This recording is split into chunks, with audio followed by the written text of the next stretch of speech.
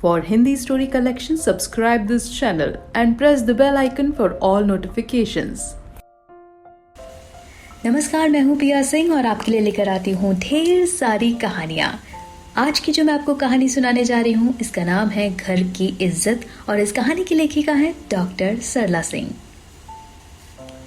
हरि प्रसाद जी जब गांव से शहर आए तो कुछ भी खास नहीं था उनके पास, पर धीरे धीरे उनकी मेहनत और कुछ चालाकी ने उनको आम आदमी से खास बना दिया। बाबूपुरवा कॉलोनी में अच्छा खासा दबदबा कायम हो गया था। वो रामलीला तथा दुर्गा पूजा में बड़ी रकम चंदे में देते थे। इस कारण भी वहाँ के लोग उनकी बहुत इज्जत किया करते थे। अब वो कई संगठनों के अध्यक्ष पद पर भी सुशोभित थे। हरि प्रसाद जी बहुत ही नेकदिल इंसान थे, किंतु अपने बढ़ते रुतबे के अनुसार वो अब स्वयं को बहुत बड़ा आदमी समझने लगे थे। वो अब स्वयं को बाकी लोगों से अलग करके देखा करते थे। उनकी पत्नी गायत्री देवी एक कोमल स्वभाव की महिला थी। उनके 2 बेटे और 1 बेटी थी। बेटे भी पढ़ लिख कर अच्छी अच्छी जगहों पर लग गए और उन दोनों की शादियां भी अच्छे घरों में हो गई।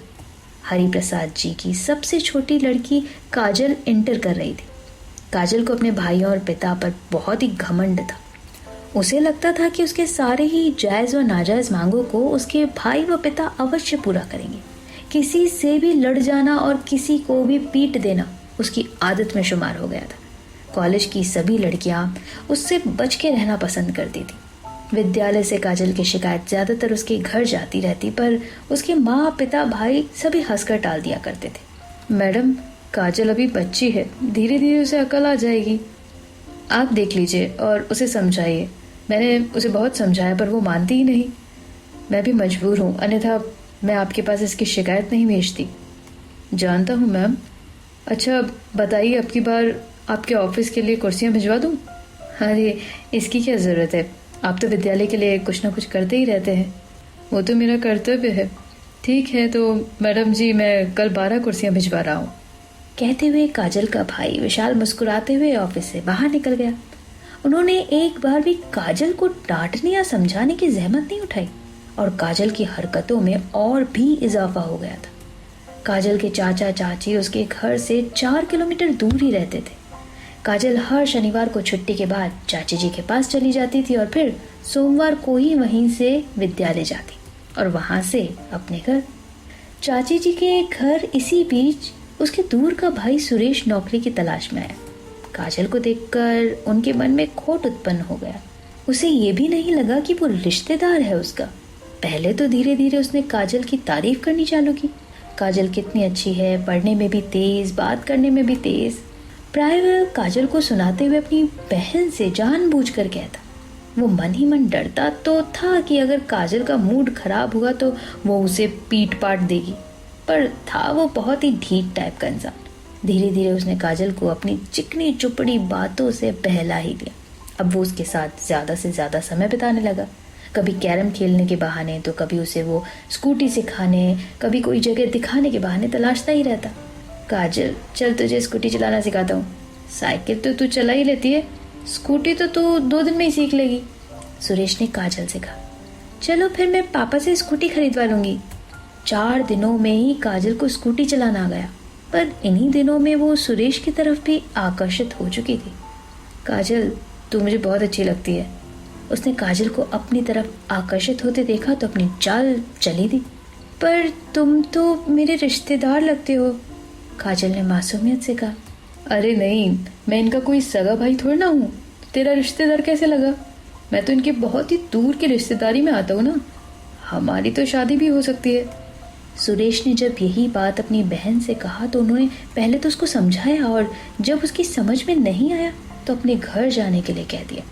सुरेश वहां से तो चला गया, लेकिन अब वो बीच बीच में कानपुर आकर काजल से स्कूल के गेट पर आकर मिलने लगा। काजल अपने घर में सबकी लाडली थी, पर चाची जी की बात सुनने के बाद समझ गई थी कि उसकी जिद यहाँ काम नहीं करेगी। उसने अपनी चाची से ये सब बातें माँ को नहीं बताने के लिए राजी कर लिया था। यहाँ तक कि उसके चाचा जी को भी ये सब बातें पता थी। धीरे धीरे सुरेश ने काजल को अपने साथ घर से भागने तथा रुपए पैसे लाने के लिए भी राजी कर लिया। माँ की अलमारी की चाबी और उसमें रखे सारे रुपए पैसे जेवरात सब कुछ काजल के हाथों में ही रहता था।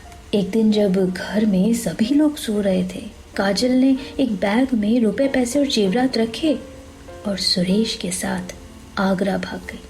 सुबह जब काजल घर में नहीं मिली तो सभी परेशान हो उठे। आखिर ये लड़की गई कहाँ? माँ परेशान थी, कहीं चाची जी के घर तो नहीं गई। भाभी ने कहा, अरे जाती तो बता के जाती, ऐसे चुपचाप कैसे चली जाएगी।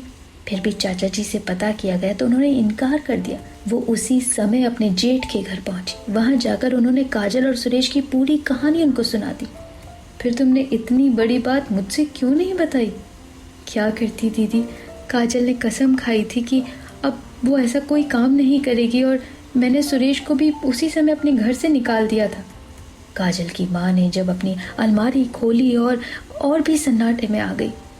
अलमारी के सारे जेवरात और पैसे गायब थे।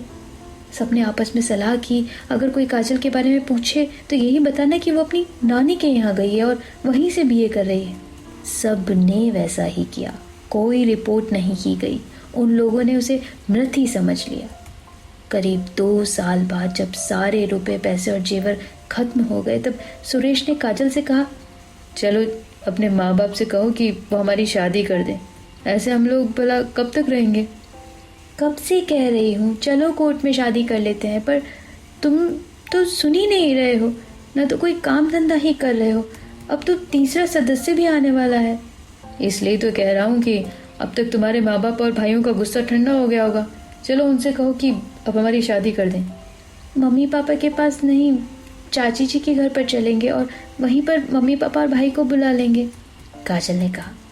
काजल सुरेश के निकम्मेपन से तंग आ चुकी थी। उसे अपने किए कार्य पे बहुत पछतावा हो रहा था।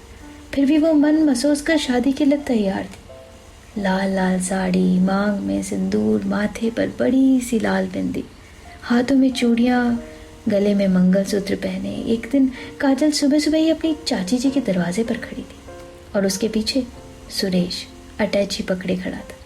मोहल्ले के लोग उसे और सुरेश को दोनों को ही पहचानते थे। उनकी आपस में खुसर फुसर चालू हो गई। चाची जी ने दरवाजा खोला तो काजल को देखते ही उसे और सुरेश को तुरंत घर के अंदर कर लिया और फिर जल्दी से दरवाजा बंद करके उन दोनों पर बिफर पड़ी। अब क्या करने के लिए यहाँ आए हो? वहीं जाओ जहाँ दोनों अब तक रह रहे थे। काजल चाची के पैरों को पकड़ कर रोने लगी तथा अपने किए पर माफी मांगने लगी। उसके चाचा जी ने अपने भाई भाभी को खबर दी तो उन्होंने वहां आने से मना कर दिया तथा बड़े बेटे को वहां भेज दिया। यहाँ सुरेश ने अपने घर वालों को भी बुला लिया था। उसके घर वाले भी वहां पहुंच गए। सभी ने मिलकर यही हल निकाला कि दोनों की शादी कर दी जाए। किसी तरह दिल पर पत्थर रखकर उन दोनों की शादी करने पर काजल का भाई राजी हुआ। अब सुरेश ने फिर दाव खेला। वो बोला, ये शादी तो मैं तभी करूंगा जब आप लोग मुझे 5 लाख रुपए दहेज में दोगे। काजल का भाई खून के घूंट पीकर रह गया। काजल ने जब ये सुना तो वो तुरंत बाथरूम में गई। उसने सारा सिंदूर धो डाला, बिंदी छुड़ाकर फेंक दी और बिछिया, पायल, मंगलसूत्र सब निकाल कर टेबल पर रख दिया। वो सूट पहनकर तथा चाचा जी के चमड़े के चप्पल को पहनकर दंदनाती हुई सबके बीच बैठक में पहुंच गई। वहां उसका भाई दहेज देने से मना कर रहा था तथा सुरेश दहेज पर अड़ा हुआ था। काजल ने अपने पैरों से चाचा जी की बाटा वाली चप्पल निकाली और दनादन सुरेश के मुंह पर लगाना चालू कर दिया। जब तक कोई कुछ समझ पाता 2500 चप्पल सुरेश के मुंह पर पड़ चुके थे। दहेज लेगा? ले दहेज, और क्या सबूत है कि तेरी मेरी शादी हुई है? अब तू भाग जा यहाँ से, मेरे भाई तुझे चवन्नी भी नहीं देंगे। भाग जा और कभी कभी दोबारा यहाँ दिखाई मत पड़ना। काजल के भाइयों के मन की मुराद पूरी हो गई। उन्होंने भी उसकी जमकर धुनाई की। सुरेश तथा उसके परिवार वालों को वहां से भागने में ही भलाई नजर आ रही थी। वो सब वहां से भाग खड़े हुए। काजल फिर से अपने माँ बाप के पास आ गई। कानाफूसी तो चलती पर बोलने की हिम्मत किसी में भी नहीं हुई। उसी साल उसकी शादी एक विदेश में रहने वाले इंजीनियर लड़के से धूमधाम से हो गई। अब वो लंदन में रहती है और 2-3 साल में एक बार अपने मायके भी घूमने आती रहती है। उसके चेहरे पर किसी प्रकार की परेशानी की रेखा नहीं दिखाई दी। प्यारी कहानी है ना? एक बार, 2 बार, 3 बार, जब तक मन करे ना सुनते रहिएगा। लाइक, शेयर और फॉरवर्ड जरूर कीजिएगा। तो बने रहिए आप अपनी पिया सिंह नेगी के साथ। ये कहानी थी घर की इज्जत, जिसे लिखा है डॉक्टर सरला सिंह जी ने, और आगे की ढेर सारी कहानियाँ सुनना आपको बाकी है। तो प्लीज़ सब्सक्राइब ज़रूर कर दीजिएगा चैनल को, साथ ही साथ बेल आइकन भी प्रेस कर दीजिएगा, जिससे कि जितनी भी कहानियाँ आए आपके पास पहुँचती रहे। Thank you so much, love you so much, miss you so much, and don't forget to miss me.